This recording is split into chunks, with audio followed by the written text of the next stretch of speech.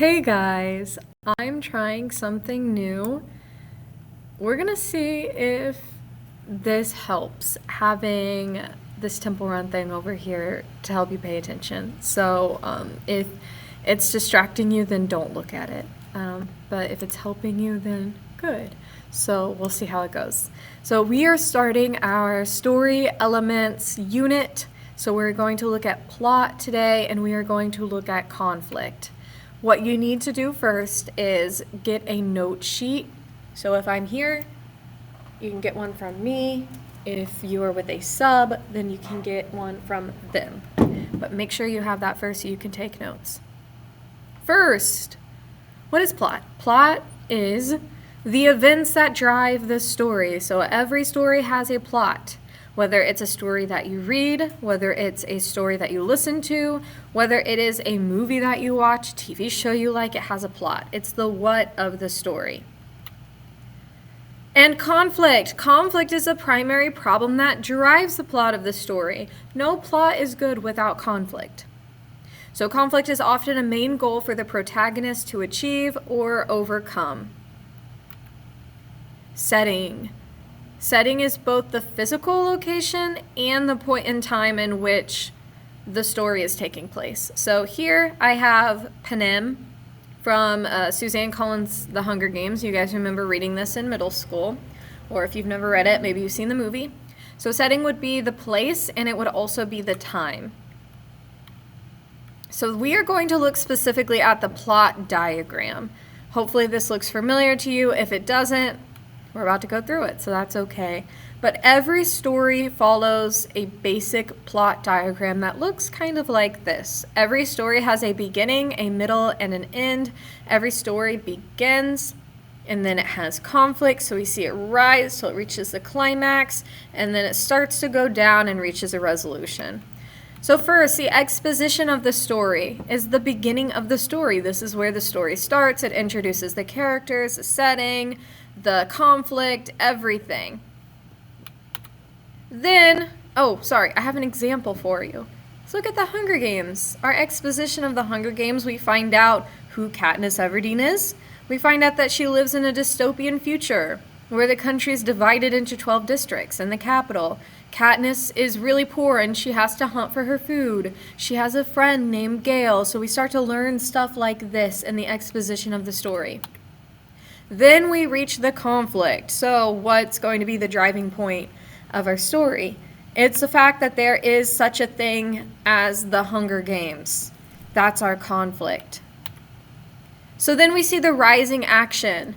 This part shows the events that build up the story. So most of the story is going to be the rising action. This is where characters face problems or conflicts that make the story more interesting. In the Hunger Games, we see Prim, Katniss' sister, is selected. She's chosen for the Hunger Games. Katniss volunteers as tribute. Peeta then becomes a tribute. They go on the train. They start training in the building where they train. And they meet the other people. And this is all the rising action. They go into the games. And then we reach a climax. So the climax is the turning point or the most exciting part of the story. This is where the main conflict reaches its highest point. So I think most exciting part of the story, the turning point.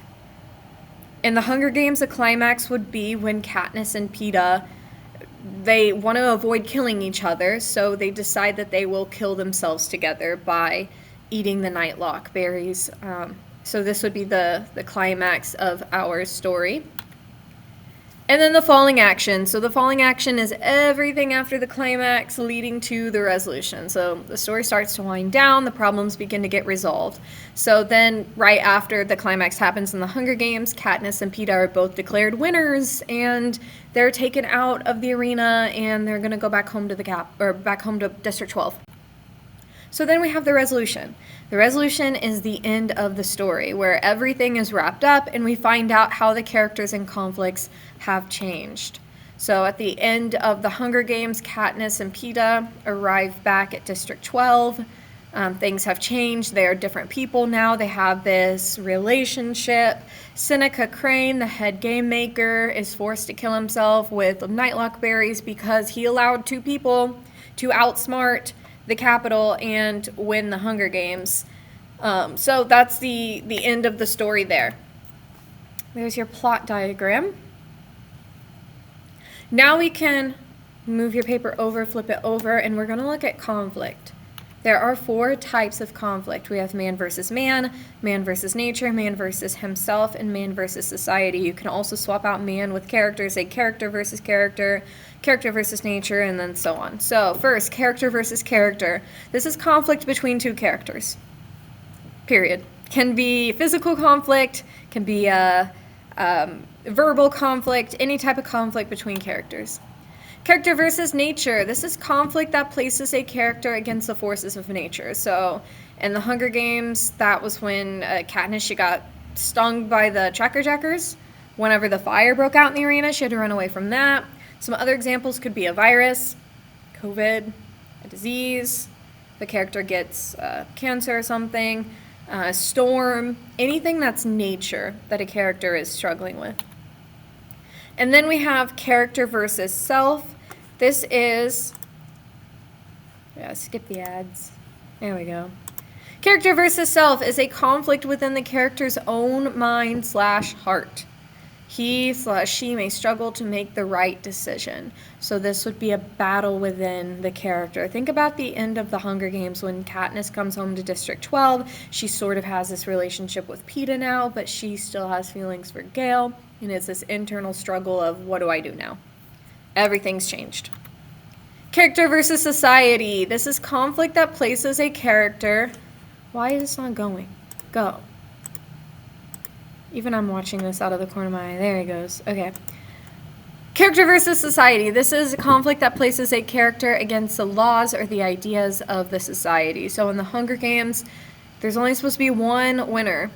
And Peeta and Katniss outsmarted the Capitol by having themselves both be winners. So this was definitely going against society. This was the initiation to the revolution, if you've seen the rest of the movies and read the rest of the books. But just know, if you're going against any type of societal ideal, that would be character versus society. All right, and we're going to stop there. So make sure that you have taken notes on everything here. And then turn your notes into the tray. Put your name on it and turn it into the tray. Okay. Let me know if the Temple Run helped you. Bye.